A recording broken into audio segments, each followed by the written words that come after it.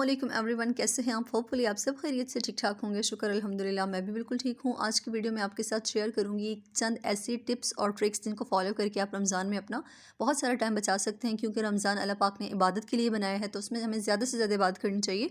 तो इस तरह जो घरेलू काम हैं छोटे मोटे, वो हमें पहले करके रख लेने चाहिए, ताकि हमें ज़्यादा से ज़्यादा टाइम अपनी इबादत में गुजारने को मिले, ना कि हम सारा टाइम अपना किचन में ही गुजारें। तो बहुत ही इफ़ेक्टिव ये सारी टिप्स और ट्रिक्स हैं, इनको फॉलो करें। मेरी वीडियो को आपने लाइक भी करना है, चैनल को सब्सक्राइब भी करना है और वीडियो को ज़्यादा से ज़्यादा शेयर भी करना है। तो चलिए चलते हैं आज की इस वीडियो की तरफ। यहाँ पर सबसे पहले आपको कुछ मैं वेजिटेबल्स बता देती हूँ जिनको आप लॉन्ग टाइम तक स्टोर करके रख सकते हैं। और यहाँ पर मैंने कुछ मटर मंगवाए हैं, क्योंकि ये सीजनल है, उसके बाद ये आपको नहीं मिलेंगे। कुछ कैरेट्स मंगवाई हैं, कुछ फलियाँ मंगवाई हैं। मैंने इन सब चीज़ों को आज सेव करने वाले हैं। प्याज को किस तरह सेव करेंगे वो भी आपके साथ शेयर करूँगी। और लास्ट में मैं आपके साथ शेयर करूँगी कि हम लोग इमली को लॉन्ग टाइम तक किस तरह सेव कर सकते हैं। हरी मिर्ची और नींबू दोनों मैंने एक साथ मंगवाए हैं, तो सबसे पहले मैं इन दोनों को अलग कर दूंगी। एक जगह अपने कोई भी चीज़ सेव नहीं करनी। एक जगह सेव करने से ये होगा कि जब एक चीज़ ख़राब होती है तो वो फ़ौरन से दूसरी चीज़ को भी ख़राब कर देती है। तो ग्रीन चिलीज़ के मैं सारे स्टेम्स उतार दूंगी। स्टेम उतार के ही आपने इसको सेव करना है। जब आप स्टेम्प के साथ इसको सेव करते हैं तो फ़ौरन से वो जो मिर्ची होती है ना, वो लाल होना शुरू हो जाती हैं। तो आपने एक एयर टाइट कंटेनर ले लेना है। वो कंटेनर लेना है जो चारों तरफ से सील हो, मतलब अच्छी तरह एयर टाइट हो।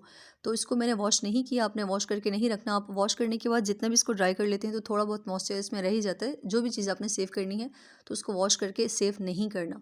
इस्तेमाल करने से पहले इनको अच्छी तरह धो लें, और आपने उस वक्त एक नज़र चेक भी कर लेना है कि इसमें कोई ग्रीन चिली अगर ख़राब है तो उसको निकाल के फ़ौरन से फेंक दें, नहीं तो आपकी सारी ग्रीन चिलीज़ भी ख़राब हो सकती हैं। अगर आप इस तरह सेव करेंगे तो मेरी गारंटी है 15 से 20 दिन तक तो इन मिर्चों को कुछ नहीं होने वाला, बिल्कुल ग्रीन रहेंगी। अब आ जाते हैं टिप नंबर 2 की तरफ। तो यहाँ पर मैं आपको पालक को सेव करने के 2 तरीके बताऊंगी। आपको पता है कि पालक रमज़ान में डेली हर घर में यूज़ होती है पकोड़े बनाने के लिए। तो आपको रोज़ाना काटने के झंझट से बचने के लिए करना ये है कि सबसे पहले आपने पालक लेके अच्छी तरह साफ़ कर लेनी है। उसके सारे येलो पार्ट आपने निकाल लेने हैं। उसके बाद आपने पालक को चॉप कर लेना है। चॉप करने के बाद आपने एयर टाइट बैग्स में पालक को भर के फ्रिज में रख देना है। आपने इस पालक को फ्रीज़र में नहीं रखना। जो आप पकौड़ों में यूज़ करेंगे उसको आपने हमेशा फ्रिज में ही स्टोर करना है। और दूसरा तरीका ये है कि आपने पालक को इस तरह चॉप करने के बाद अच्छी तरह उसको वॉश कर लेना है। उसके बाद आपने पालक को बॉईल कर लेना है। आफ्टर बॉयल आपने ये करना है कि उसका पेस्ट बना लेना है, और उसके पेस्ट के फिर आपने पैकेट्स बना के फ्रीज़र में सेव कर लेने हैं। जब भी आपको चाहिए निकालें और उससे आप फ़ौरन से सालन बना सकते हैं। नेक्स्ट टिप हमारी धनिया के मुतालिक है। जब भी आप धनिया लेके आते हैं 2 से 3 दिन में ये ख़राब हो जाता है, गल सड़ जाता है, सारा येलो हो जाता है। तो करना आपने ये है कि सबसे पहले धनिया लेके आना है और उसको अच्छी तरह साफ़ करके आपने रखना है। जितने भी इसके पीले पत्ते हैं, गले सड़े पार्ट हैं, वो सारे निकाल लेने हैं। सारी धनिया को साफ़ करके रख देना है। उसके अलावा आपने पुदीने के साथ भी बिल्कुल इसी तरह करना है। उसको पहले साफ़ करके रख देना है। इसकी डंडियाँ आपने हटा देनी है। डंडियाँ बहुत ज़्यादा टेस्टलेस होती हैं, उसको आपने बीच में नहीं सेव करना। जब भी आप स्टोर करने के लिए रखें इनको, तो डंडियाँ हमेशा हटाएँ। सिर्फ जो इसके लीव्स होते हैं उसी को आपने सेव करना है। मैं हमेशा धनिया और पुदीने को इसी तरह स्टोर करती हूँ। इस तरह 15 से 20 दिन तक आराम से मेरा धनिया और पुदीना चल जाता है, बिल्कुल फ्रेश रहता है। तो आपने एक पेपर ले लेना है और उसमें धनिया को अच्छी तरह लपेट के रख देना है। इस तरह ही होगा, जितना भी मॉइस्चर होगा ना पेपर में लपेटने से वो मॉइस्चर ख़त्म हो जाएगा, पेपर के साथ लग जाएगा। तो इसको एक एयर टाइट बैग में आपने डालना है और इसको फ्रिज में रख देना है। फ्रीज़र में आपने इसको बिल्कुल भी स्टोर नहीं करना, क्योंकि ये धनिया हमें फ्रेश चाहिए। नेक्स्ट जी हम बनाएंगे हरी चटनी। इसको भी हम स्टोर करेंगे। आप इसको क्यूब बनाकर भी रख सकते हैं। तो उसके लिए सबसे पहले मैं ये करूँगी कि उसी ब्लेंडर में मैं लहसुन को डाल के उसका पेस्ट बना लूँगी। क्योंकि मुझे लहसुन का पेस्ट चाहिए, मैं इसके क्यूब्स नहीं बनाऊँगी। पेस्ट को मैं स्टोर करती हूँ हमेशा, और इस पेस्ट को बनाने के लिए मैं ऐसे करती हूँ कि मैं इसमें 1 चम्मच के करीब नमक डाल देती हूँ। थोड़ा सा लहसुन डाला है मैंने इसमें, और साथ ही मैं इसमें ऑयल डाल दूँगी। ऑयल तकरीबन हाफ़ कप के करीब आपने डालना है। इससे ये होगा कि आपका ये पेस्ट कभी भी ख़राब नहीं होगा। आपने इसको फ्रीज़र में ही रखना है, और जब आप इसको ना किसी ग्लास जार में रखते हैं तो बिल्कुल इसमें क्रिस्टल्स भी नहीं बनते। और एयर टाइट जब होगा ना, तो आपको जब भी चाहिए होगा बिल्कुल फ्रेश, ना इसका टेस्ट ख़राब होता है और ना इसका कलर ख़राब होता है ऑयल डालने से। लहसुन का पेस्ट मैंने इसलिए पहले बनाया है कि उसके बाद आपके ब्लेंडर में काफ़ी सारा लहसुन बच जाता है, जो कि वेस्ट हो जाता है। तो पहले मैंने पेस्ट बना के उसको स्टोर कर लिया है। उसके बाद मैं उसी में हरी चटनी बना लूँगी। इस तरह आपको अलग से लहसुन डालने की ज़रूरत भी नहीं पड़ती, और जो लहसुन होता है वो सारा आपकी चटनी में अच्छी तरह उसका टेस्ट आ जाता है। तो यहाँ पर मैंने अलग से लहसुन यूज़ नहीं किया। जस्ट मैंने इसमें पुदीना और हरा धनिया और हरी मिर्चें डाली हैं, और अच्छी तरह मैंने उसको ब्लेंड कर लिया है। थोड़ा सा मैंने पानी ऐड किया है। जब आप ना इसको फ्रीज़र में स्टोर करते हैं तो थोड़ा पानी ऐड कर सकते हैं। अदरवाइज़ जब आप इसको फ्रिज में स्टोर करते हैं तो फिर उसमें आप पानी नहीं डालेंगे। और नमक भी आपने यूज़ नहीं करना। नमक डालने से ये होगा कि ये पानी छोड़ देगा। तो नमक जब आपको चाहिए तो उस वक्त आप इसमें ऐड कर लें। تو اب آ جاتے ہیں نیکسٹ، پیاز کو کس طرح آپ نے سیو کرنا ہے۔ پیاز کو سیو کرنے کے لیے آپ نے یہ کرنا ہے کہ جب بھی آپ پیاز منگوائیں نا تو اس کو کسی کھلی جگہ پر رکھیں، ہوادار جگہ پر رکھیں۔ کبھی بھی پیاز اور آپ نے جو آلو ہیں ان کو ایک جگہ پر نہیں رکھنا۔ جب یہ آپ دونوں چیزیں ساتھ رکھتے ہیں نا تو فوراً سے دونوں چیزیں خراب ہونا شروع ہو جاتی ہیں۔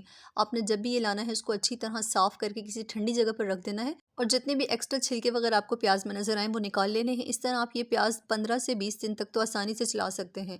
تو اب میں نیکسٹ آپ کو بتاؤں گی کہ لیمن آپ نے کس طرح سیو کرنے ہیں۔ لیمن جب بھی آپ لائیں ان کو اچھی طرح پہلے واش کر لیں اور ان کا موئسچر بالکل ڈرائی کر لیں، بالکل بھی اس میں نمی نہیں ہونی چاہیے۔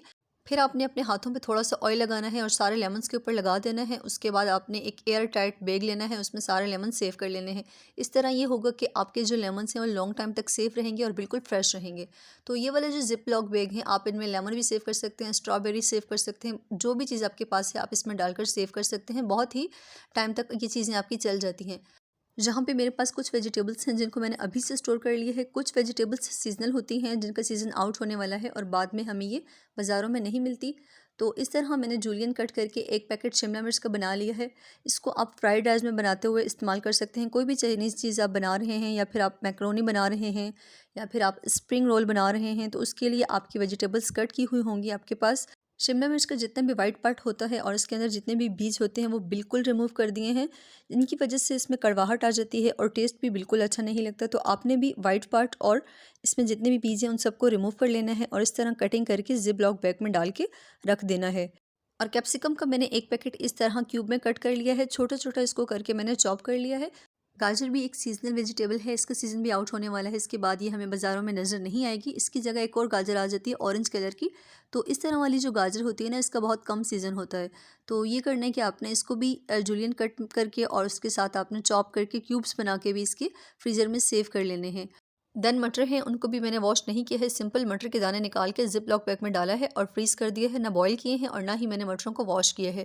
جب آپ سبزیوں کو زپ لاک بیگ میں ڈال کر رکھتے ہیں تو اس وقت آپ ان کی ایئر کو اچھی طرح ریموو کر دیں تاکہ آپ کے جو بیگز ہیں یہ والے آپ کے فریزر میں زیادہ اسپیس نہ لیں۔ جہاں پر میرے پاس ہیں سیم پھلیاں، ان کو میں نے کٹ کر کے زپ لاک بیگ میں ڈال دیا ہے۔ ان کو بھی آپ نے واش نہیں کرنا، جسٹ جیسے آپ اس کو باہر سے لے کے آئیں گے آپ نے کٹ کرنے ہیں اور اس کو بیگ میں ڈال کے فریزر میں رکھ دینا ہے۔ اب واش کرنے سے یہ ہوگا ان میں تھوڑا بہت موئسچر رہ جائے گا تو پھر یہ جلدی ہی خراب ہو جائیں گی، تو آپ نے کسی بھی چیز کو واش نہیں کرنا۔ یہاں پر میرے پاس کیبج ہے، اس کو بھی میں نے چاپ کر کے رکھ لیا ہے۔ آپ کو پتہ ہے کیبج ہر چائنیز کھانے میں جاتی ہے، اور اس کے علاوہ لیمن تو میں نے آپ کو پہلے بتایا تھا کس طرح سیو کرنے ہیں۔ ٹماٹر کبھی بہت زیادہ مہنگے تو کبھی بہت زیادہ سستے ہو جاتے ہیں۔ رمضان المبارک میں تو ویسے بھی بہت زیادہ مہنگے چل رہے ہوتے ہیں، اگر آپ ابھی سے ان کو سیو کر لیتے ہیں تو بہت ہی زیادہ آسانی رہے گی آپ کے لیے۔ تو آج میں ٹماٹر کو سیو کرنے کے 2 طریقے آپ کے ساتھ شیئر کروں گی، بہت ہی زبردست طریقے ہیں۔ یہ طریقے وہ ہیں جس سے آپ کے ٹماٹر کبھی بھی ٹیسٹ لیس نہیں ہوتے، جب بھی آپ ان کو کھانے میں یوز کریں گے تو بالکل فریش ٹیسٹ آئے گا آپ کو کھانے کا۔ ٹماٹروں کو کٹ کرنے کے بعد کسی بھی مشین میں آپ اس کا پیسٹ بنا لیں۔ آپ چاہیں تو قیمے والی مشین میں اس کا پیسٹ بنا سکتے ہیں، چاہیں تو کسی بلینڈر میں بنا سکتے ہیں، کسی ہینڈ چاپر میں بنا لیں، جو بھی آپ کے پاس اویلیبل ہے اس میں آپ اس کا اچھی طرح پیسٹ بنا لیں۔ 2 کلو، 4 کلو، 6 کلو جتنا بھی آپ کو چاہیے اپنی فیملی کے اکارڈنگ آپ نے پیسٹ بنا لینا ہے۔ اس کے بعد آپ نے اس سارے پیسٹ کو ایک کڑاہی میں ڈالنا ہے، اس میں آپ نے 2 ٹیبل اسپون کے قریب آئل ڈالنا ہے کھانے والا، اور ساتھ ہی میں آپ نے یہ والا پیسٹ ڈال دینا ہے، اور اس کے بعد اچھی طرح آپ نے اس کو کوک کر لینا ہے۔ اتنا کوک کرنا ہے کہ جتنا بھی اس میں پانی ہے نا وہ سارا ڈرائی ہو جائے، اور ساتھ میں اس میں آپ نے 1 ٹی اسپون نمک ایڈ کر دینا ہے جو کہ اس کو پریزرو کرے گا، اس کو خراب ہونے سے بچائے گا۔ اب آپ نے لینی ہے ایک عدد ٹرے میں آپ کوئی بھی فوائل شیٹ ڈال دیں یا پھر کوئی بھی کلنگ ریپ آپ اس طرح سے ڈال دیں اور اس کو اچھی طرح سے گریس کر لیں۔ اس کے اوپر ٹماٹر کا مکسچر ڈال دیں گے جو ہم نے کوک کیا ہے، اس کا پانی ہم نے بالکل ڈرائی کر لیا ہے۔ اس کو ڈالنے کے بعد اچھی طرح سے سیٹ کر لینا ہے۔ اچھے سے سیٹ کرنے کے بعد اس کے اوپر مارک کر دیجئے۔ کیوب کی شیپ میں آپ نے اس پہ کٹ لگا دینے ہیں۔ کٹ لگانے سے یہ ہوگا کہ ایزیلی جب آپ اس کو نکالیں گے فریزر سے تو یہ نکل جائے گا۔ تو اس کے بعد آپ نے اس کو رکھ دینا ہے فریزر میں 24 ہاورز کے لیے، اس سے بہت اچھی طرح یہ سیٹ ہو کر آ جائے گا۔ تو دوسرا طریقہ میں آپ کو بتاتی ہوں کہ آپ نے کس طرح ٹماٹر کو سیو کرنا ہے۔ آپ نے ٹماٹر کو بہت ہی ایزی وے میں سیو کرنا ہے، تو جس کے لیے آپ کو اتنے زیادہ جھنجھٹ سے بچنے کے لیے کرنا یہ کہ فریزر کا جو اوپر والا دروازہ ہوتا ہے اس میں آپ ٹماٹر سیو کر لیں، اور جب بھی آپ کو چاہیے اس کو نکالیں، واش کریں پانی سے، تو اس کا چھلکا ایزیلی ریموو ہو جائے گا۔ تو یہ 2 طریقے ہیں ٹماٹر کو سیو کرنے کے جو کہ بہت ہی زیادہ آسان ہیں۔ نیکسٹ ڈے ٹماٹر بہت ہی اچھی طرح سیٹ ہو چکے ہیں، اس کا بہت ہی پیارا کلر آیا ہے، اس کا کلر بہت ہی اچھا آتا ہے، اس طرح سیو کرنے سے اس کا ٹیسٹ بالکل بھی خراب نہیں ہوتا۔ جہاں سے آپ نے مارک لگائے تھے ایزیلی آپ کے ٹماٹر کے پیسز ہو جائیں گے کیوب میں، تو یہ آپ کا ایک کیوب جو ہے 2 ٹماٹروں کے برابر ہوگا۔ تو جب بھی آپ سالن بنائیں گے تو اس میں بہت ہی پیارا سا اس کا کلر آئے گا۔ اگین ان ٹماٹروں کو زپ لاک بیگ میں رکھ کے آپ نے فریزر میں سیو کر لینا ہے۔ اس کے علاوہ جی ہم بہت ساری چاٹ کے اندر املی کا پانی یا پھر املی کا پلپ استعمال کر رہے ہوتے ہیں۔ اس کے لیے یہاں پر میں نے املی کو گرم پانی میں 2 سے 3 گھنٹے کے لیے بھگو کے رکھ دیا ہے۔ جتنی بھی آپ کو املی چاہیے اتنی آپ بھگو کے رکھ دیں اور پھر کسی سٹینر کی مدد سے آپ نے اس کو اسٹین کر لینا ہے۔ پھر کسی چمچ کی ہیلپ سے آپ نے اس کا سارا پلپ دبا دبا کے نکال لینا ہے۔ تھوڑا سا پانی میں نے اس میں اور بھی ایڈ کیا تھا کیونکہ ابھی املی میں کافی سارا پلپ تھا، تو اچھی طرح آپ نے املی کا پلپ نکال لینا ہے۔ جتنے بھی بیج ہوں گے اس کو ڈسکارڈ کر دیں گے۔ میں نے پانی کی کوانٹٹی تھوڑی زیادہ رکھی ہے، مجھے اسے آئس کیوب میں بنانا تھا، اس طرح سے آئس کیوب میں ڈالیں گے اور فریزر کر لیں گے۔ اور جو پلپ میرے پاس بچ گیا تھا اس کو میں نے ایک ایئر ٹائٹ کنٹینر میں ڈال کے فریزر میں رکھ دیا تھا۔ کچھ کے میں نے کیوبس بنائے ہیں اور کچھ کو میں نے ویسے ہی سیو کر لیا ہے۔ تو جیسے ہی آپ کے یہ آئس کیوب اچھی طرح سے سیٹ ہو جاتے ہیں، جم جاتے ہیں، ان کو نکال لینا ہے۔ نکالنے کے بعد آپ نے ان کو دوبارہ سے کسی زپ لاک بیگ میں ڈالنا ہے اور اس کو دوبارہ سے فریزر کے اندر رکھ دینا ہے۔ آپ کو املی آلو بخارے کا شربت بنانا ہے یا پھر آپ کو کسی چاٹ میں ایڈ کرنا ہے، آپ آرام سے کیوب نکالیں، تھوڑی دیر باہر رکھیں، یہ میلٹ ہو جائے گا۔ آپ نے جس طرح سے یوز کرنا ہے آپ اس کو آرام سے یوز کر سکتے ہیں۔ وہ روز کا جو بھگونا ہوتا ہے، وہ روز کا جھنجھٹ اس طرح سے آپ کا ختم ہو جائے گا۔ ہوپ فلی آج کی یہ ویڈیو آپ کے لیے بہت زیادہ ہیلپ فل رہی ہوگی، بہت زیادہ یوزفل ہوگی آپ کے لیے۔ تو یہ ویڈیو میں نے پہلے بنائی ہے اس لیے کہ آپ کو زیادہ سے زیادہ ہیلپ مل سکے۔ آپ رمضان آنے سے 3-4 دن پہلے یہ ساری پریپریشن کر کے رکھ سکتے ہیں تاکہ ڈیلی کے جو جھنجھٹ ہوتے ہیں، ڈیلی کے جو بہت زیادہ کام ہوتے ہیں ان سے بچ سکیں۔ اپنے ان تمام ٹپس اور ٹرکس کو فالو کرنا ہے اور اپنے رمضان المبارک کو زیادہ سے زیادہ عبادات میں، قرآن پاک کی تلاوت میں اور اللہ تعالیٰ کو راضی کرنے میں لگا دینا ہے۔ تو ہوپ فلی ویڈیو پسند آئی ہوگی، اور اگر چینل پر نئے ہیں تو چینل کو سبسکرائب کر دیں، ویڈیو کو لائک کر دیں، زیادہ سے زیادہ ویڈیو کو شیئر بھی کر دیں۔ ملتی ہوں آپ کے ساتھ ایک نیکسٹ ویڈیو میں، جب تک کے لیے دعاؤں میں یاد رکھیے گا۔ اللہ حافظ۔